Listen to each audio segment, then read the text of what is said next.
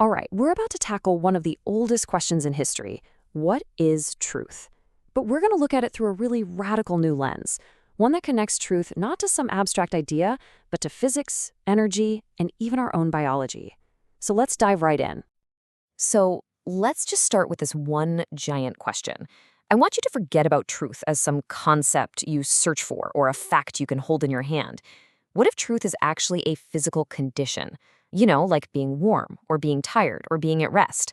This single idea, this one shift in thinking, is the key to this entire philosophy.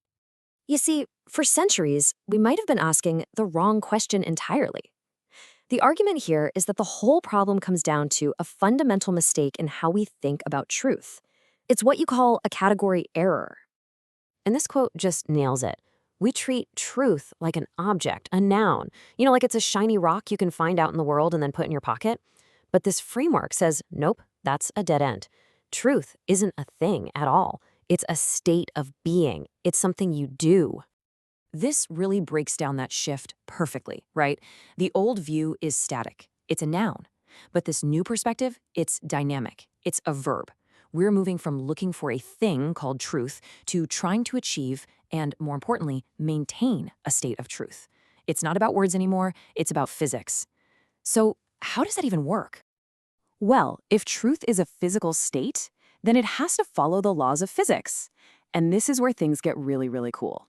This philosophy actually uses thermodynamics to define what truth and falsehood are, right down to the energetic level. The key concept here is something called thermodynamic equilibrium. Now, in simple terms, that's just the lowest energy state a system can possibly reach. It's a state of total rest. And this philosophy proposes that for our brains, truth is the exact same thing. It's a state of minimal energy use. Think about it this way. A falsehood, a lie, is metabolically expensive. When you process something that isn't true, your brain has to work overtime. It creates all these little prediction errors, and it burns a ton of energy trying to figure out the conflict.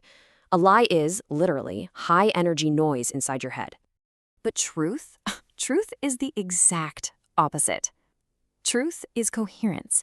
It's that beautiful moment when your internal map of the world perfectly lines up with the world itself. Information just flows through your brain with almost zero resistance, kind of like a superfluid. It's a metabolically cheap state. It's the path of least resistance.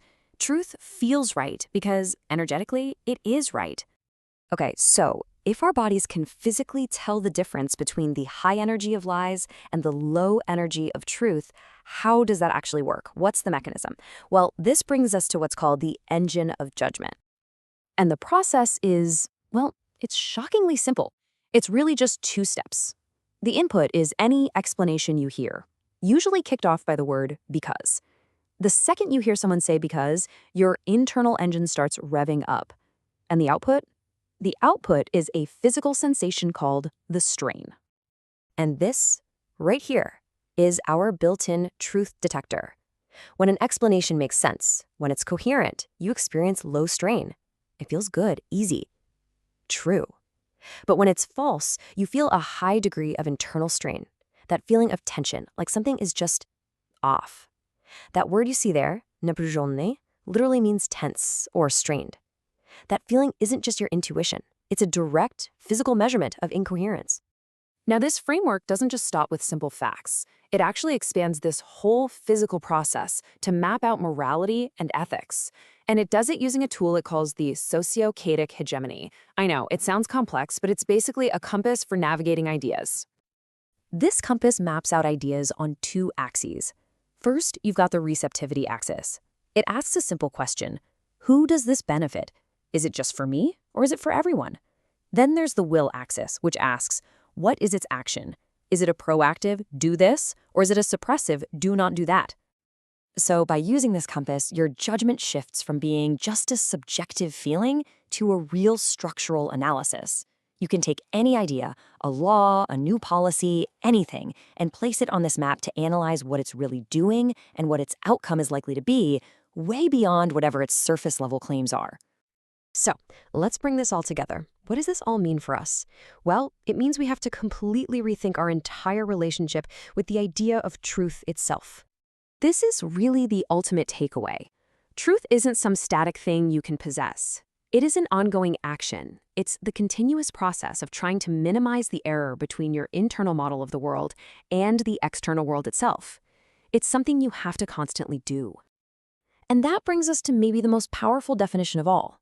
In a universe that is constantly moving towards disorder and chaos, just staying aligned with reality takes energy. So truth is the constant metabolic cost of maintaining that alignment. It is the energetic price of being real. So I'll leave you with this final thought. If lies are high-energy noise and truth is low-energy coherence, just think for a second about the information you consume every day. The news, social media, the conversations you have. Is that information helping you achieve a state of coherence? Or is it costing you massive amounts of energy just to process all the noise? What really is the cost of what you believe?